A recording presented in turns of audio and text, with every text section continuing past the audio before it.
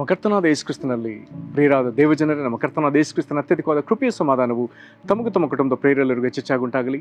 ಹೃದಯಂಗಮ ಮಾತೆನ್ನುವ ಮುಂಜಾನೆ ವಾಕ್ಯದ ಅಂತ ಸರಣಿಯಲ್ಲಿ ಈ ತಿಂಗಳು ನಾವು ದೇವರ ಆಲಯ ಎಂಬ ಶೀರ್ಷಿಕೆಯಲ್ಲಿ ದೇವರ ವಾಕ್ಯವನ್ನು ಧ್ಯಾನಿಸುತ್ತಿರುವಲ್ಲಿ ಈ ದಿನ ನಾವು ಧ್ಯಾನಿಸುವಂಥ ದೇವರ ವಾಕ್ಯದ ಭಾಗ ಪ್ರಕಟಣೆ 21ನೇ ಅಧ್ಯಾಯದ 3ನೇ ವಚನ. ಪ್ರಕಟಣೆ 21:3. ಇದಲ್ಲದೆ ಸಿಂಹಾಸನದೊಳಗಿಂದ ಬಂದ ಮಹಾಶಬ್ದವು ನನಗೆ ಕೇಳಿಸಿತು. ಅದು, ಇಗೋ, ದೇವರ ನಿವಾಸವು ಮನುಷ್ಯರಲ್ಲಿ ಅದೇ, ಆತನು ಅವರೊಡನೆ ವಾಸ ಮಾಡುವನು, ಅವರು ಆತನಿಗೆ ಪ್ರಜೆಗಳಾಗಿರುವರು, ದೇವರು ತಾನೇ ಅವರ ಸಂಗಡ ಇರುವನು ಎಂಬುದೇ. ಈ ವಾಕ್ಯವನ್ನು ಗ್ರಹಿಸೋಕೆ ನಾವು ಶಕ್ತರಾಗುವಂಥ ದೇವರು ತಾನೇ ತನ್ನ ಆತ್ಮನ ಮೂಲಕ ನಮಗೆ ಹೆಚ್ಚಾದ ಗ್ರಹಿಕೆ ನಾನು ಗ್ರಹಿಸಲಿ. ಕರ್ತನಲ್ಲಿ ಪ್ರೀತಿಯುಳ್ಳ ದೇವಜನರೇ, ಪ್ರಕಟಣೆ 21ನೇ ಅಧ್ಯಾಯ ವಿಶೇಷವಾಗಿ ನಮಗೆ ನಿತ್ಯತ್ವದ ಮಹಿಮೆಯನ್ನು ತೋರ್ಪಡಿಸುವಂಥ ಒಂದು ವಿಶೇಷವಾದ ಅಧ್ಯಾಯ. ಇಲ್ಲಿ ನಾವು ಥೆಸಲೋನಿಕ ಪತ್ರಿಕೆಯ ಮೊದಲನೇ ಅಧ್ಯಾಯದ ಕ್ಷಮಿಸಿ ನಾವು ಮೊದಲನೇ ಥೆಸಲೋನಿಕದ ಪತ್ರಿಕೆಯ 2ನೇ ಅಧ್ಯಾಯದ 12ನೇ ವಚನವನ್ನು ಓದುವಾಗ ಅಲ್ಲಿ ಒಂದು ಪ್ರಾಮುಖ್ಯವಾದ ಸಂಗತಿಯನ್ನು ಓದ್ತೇವೆ. ಅಲ್ಲಿ ಹೀಗೆ ಬರ್ತದೆ: ತನ್ನ ರಾಜ್ಯ ಪ್ರಭಾವಗಳಲ್ಲಿ ಪಾಲುಗಾರರಾಗುವುದಕ್ಕೆ ಕರೆಯುವ ದೇವರಿಗೆ, ತನ್ನ ರಾಜ್ಯ ಪ್ರಭಾವಗಳಲ್ಲಿ ಪಾಲುಗಾರರಾಗುವುದಕ್ಕೆ ದೇವರು ನಮ್ಮನ್ನು ಕರೆದಿದ್ದಾನೆ, ಪಾಲು ಹೊಂದುವುದಕ್ಕಾಗಿ ಕರೆದಿದ್ದಾನೆ. ಯಾವುದರಲ್ಲಿ? ಆತನ ರಾಜ್ಯ ಮತ್ತು ಆತನ ಪ್ರಭಾವದಲ್ಲಿ. ಇಲ್ಲಿ ರಾಜ್ಯ ಪ್ರಭಾವಗಳಲ್ಲಿ ಎಂಬುದಾಗಿ ಹೇಳಿರುವುದರಿಂದ ರಾಜ್ಯದ ಭಾಗ ಬೇರೆ, ಪ್ರಭಾವದ ಭಾಗ ಬೇರೆ. ರಾಜ್ಯ ಎಂಬುದಾಗಿ ಹೇಳುವಾಗ ನಮ್ಮ ಕರ್ತನಾದ ಯೇಸು ಕ್ರಿಸ್ತನ ಮಧ್ಯಾಕಾಶಕ್ಕೆ ಆತನು ಬರಲಿಕ್ಕಿದ್ದಾನೆ. ಆಗ ತನ್ನ ಸಭೆಯನ್ನ, ಮೊದಲಿಗಿತ್ತಿ ಸಭೆಯನ್ನು ಆತನು ಪಕ್ಕನೆ ಕಣ್ಣುರೆಪ್ಪೆ ಬಡಿಯುವಷ್ಟರೊಳಗಾಗಿ ಮಹಿಮಾ ಶರೀರದಲ್ಲಿ, ಪುನರುತ್ಥಾನದ ಶರೀರದಲ್ಲಿ, ಪ್ರಥಮ ಪುನರುತ್ಥಾನದಲ್ಲಿ ಆತನು ಸೇರಿಸಿಕೊಳ್ತಾನೆ. ನಂತರದಲ್ಲಿ ಕ್ರಿಸ್ತ ವಿರೋಧಿ ಆಳ್ವಿಕೆಯ 7 ವರ್ಷಗಳು ಭೂಮಿಯಲ್ಲಿ ತೀರುವಾಗ ಈಗ ಯೇಸು ಕ್ರಿಸ್ತನು ಬಹಿರಂಗವಾಗಿ ಭೂಮಿಗೆ ಆತನು ಬರಲಿಕ್ಕಿದ್ದಾನೆ. ಆಗ ಆತನು ತನ್ನೊಂದಿಗೆ ಹೀಗೆ ಪ್ರಥಮ ಪುನರುತ್ಥಾನದಲ್ಲಿ ಸೇರಿಸಿಕೊಂಡ ಭಕ್ತರೆಲ್ಲರನ್ನು ಆತನು ಕರಕೊಂಡು ಆತನು ಇಳಿದು ಬರಲಿಕ್ಕಿದ್ದಾನೆ. ಅವರ ಕುರಿತಾಗಿ ಬರೆದದೆ, ಕ್ರಿಸ್ತನು ಹಾಗೆ ಬಂದವನು 1000 ವರ್ಷ ಆತನು ಆಳ್ವಿಕೆ ಮಾಡಲಿಕ್ಕಿದ್ದಾನೆ. ಆಗ ಆತನೊಂದಿಗೆ ಬಂದವರು ಸಹ ಆತನೊಂದಿಗೆ 1000 ವರ್ಷ ಆಳ್ವಿಕೆ ಮಾಡಲಿಕ್ಕಿದ್ದಾರೆ. ಹಾಗಾದರೆ ಆ 1000 ವರ್ಷ ಆಳ್ವಿಕೆ ಅದು ಯೇಸು ಕ್ರಿಸ್ತನ ರಾಜ್ಯ, ಅದು ಆತನ ಕಿಂಗ್ಡಮ್. ಹಾಗಾದರೆ ಯೇಸು ಕ್ರಿಸ್ತನ 1000 ವರ್ಷ ಆಳ್ವಿಕೆಯಲ್ಲಿ ನಮ್ಮನ್ನು ಪಾಲುಗಾರರನ್ನಾಗಿ ಆತನು ಮಾಡಿದ್ದಾನೆ. ಅದರೊಂದಿಗೆ ಮತ್ತೆ ಬರ್ತದೆ ಪ್ರಭಾವದಲ್ಲಿ ಪಾಲುಗಾರರು. ಏನದು? ಯೇಸು ಕ್ರಿಸ್ತನ 1000 ವರ್ಷ ಆಳ್ವಿಕೆ ತೀರಿದ ಮೇಲೆ ನ್ಯಾಯ ತೀರ್ಪಿನ ಕಾಲ ಬರ್ತದೆ. ಆ ನ್ಯಾಯ ತೀರ್ಪು ಮುಗಿದ ಮೇಲೆ ಆತನು ಯಾರನ್ನೆಲ್ಲ ಬೆಂಕಿಯ ಕೆರೆಗೆ ದೊಬ್ಬಬೇಕು, ದೊಬ್ಬಿದ ಮೇಲೆ ನಂತರದಲ್ಲಿ ಬರೆದ ಭಾಗವೇ 21ನೇ ಅಧ್ಯಾಯ. ಅಲ್ಲಿ ಮೊದಲಿದ್ದ ಭೂಮಿ ಆಕಾಶಗಳನ್ನ ದೇವರು ಇಲ್ಲದ ಹಾಗೆ ಮಾಡಿದ್ದಾನೆ. ಈಗ ನೂತನ ಆಕಾಶ ಮಂಡಲವು, ನೂತನ ಭೂಮಂಡಲವು ಈಗ ಕಾಣಿಸ್ತದೆ.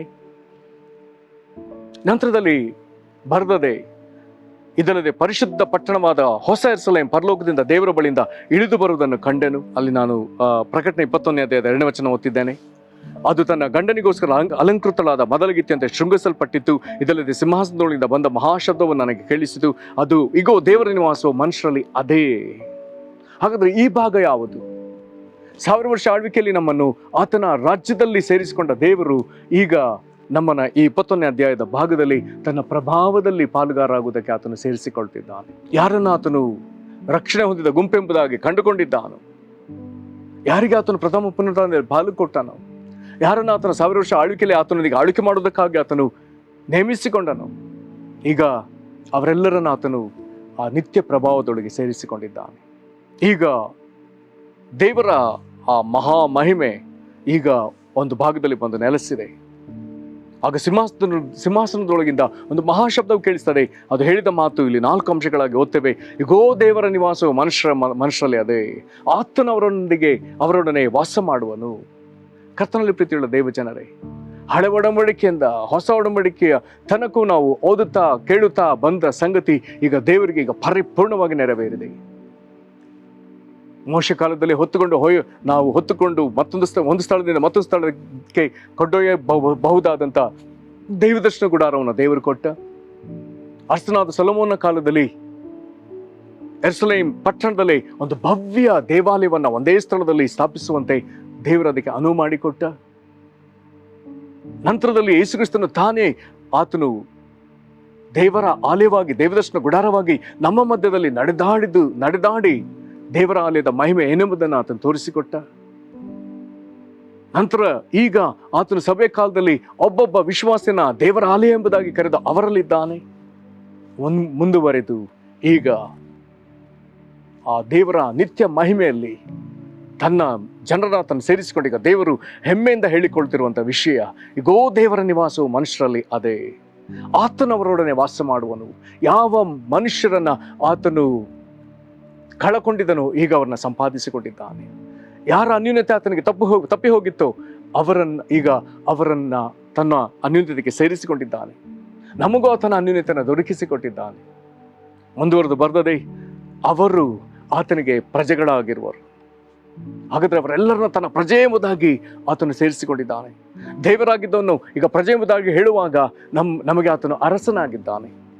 ಮುಂದುವರೆದು ಆತನು ಹೇಳ್ತಾನೆ, ದೇವರು ತಾನೇ ಅವರ ಸಂಗಡ ಇರುವನು. ಇಮ್ಯಾನುವೇಲ್ ದೇವರು ತಾನೇ ಅವರ ಸಂಗಡ ಇರುವನು. ಪ್ರೇರೆ, ದೇವರಿಗೆ ಮನುಷ್ಯರೆಂದರೆ ಅದೆಷ್ಟೋ ಪ್ರಿಯ. ಮನುಷ್ಯರನ್ನ ಆತನು ಅದೆಷ್ಟೋ ಪ್ರೀತಿಸ್ತಾನೆ. ಅವರೊಂದಿಗೆ ಇರ್ಲಿಕ್ಕೆ ಆತನು ಬಯಸ್ತಾನೆ. ಅವರನ್ನು ತನ್ನ ಅನ್ಯೂನ್ಯತೆಯಲ್ಲಿ ಸೇರಿಸಿಕೊಳ್ಳುವುದಕ್ಕಾಗಿ ಆತನು ಬಯಸಿದ್ದಾನೆ.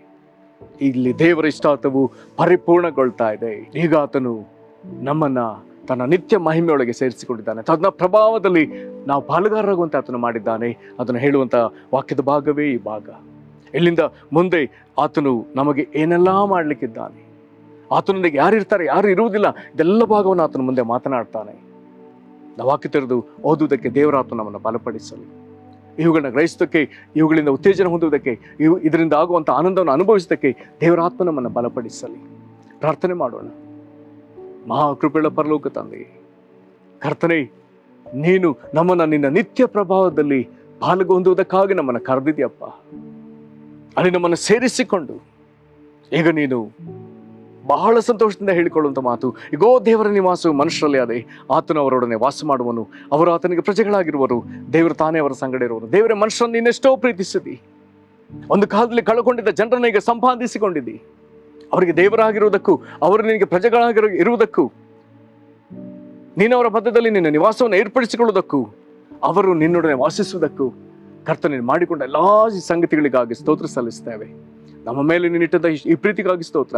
ದೇವರೇ, ಇನ್ನು ಯಾರ್ಯಾರು ನಿನ್ನ ಬಳಿಗೆ ಸೇರಬೇಕಾಗಿದೆಯೋ ಅವರೆಲ್ಲರೂ ಶೀಘ್ರವಾಗಿ ಸೇರಿಕೊಳ್ಳಲಿ. ನಿನ್ನ ಆಯ್ಕೆಯಲ್ಲಿ ಅವರು ಸೇರಿಕೊಳ್ಳುವುದರಿಂದ ನಿನಗಾಗುವಂಥ ಅತೀವವಾದ ಸಂತೋಷ ನಿನಗುಂಟಾಗಲಿ. ಕರ್ತನೆ, ನೀನು ಸಂಪಾದಿಸಬೇಕಾದ ಜನರನ್ನ ನೀನು ಸೇರಿಸಿಕೊಳ್ಳುವಾಗ ಅವರು ನಿನ್ನಲ್ಲಿ ಸಂಭ್ರಮಿಸಲಿ. ಈ ಕೃಪೆ ನಮಗೆ ಹೆಚ್ಚೆಚ್ಚಾಗಿ ದೊರಕಲಿ. ಯೇಸು ಕ್ರಿಸ್ತನ ಹೆಸರಲ್ಲಿ ಬೇಡಿದ್ದೇವೆ ನಮ್ಮ ತಂದೆಗೆ, ಆಮೇನ್. ಕರ್ತನು ನಿಮ್ಮನ್ನು ಆಶೀರ್ವದಿಸಲಿ. ವಂದನೆಗಳು.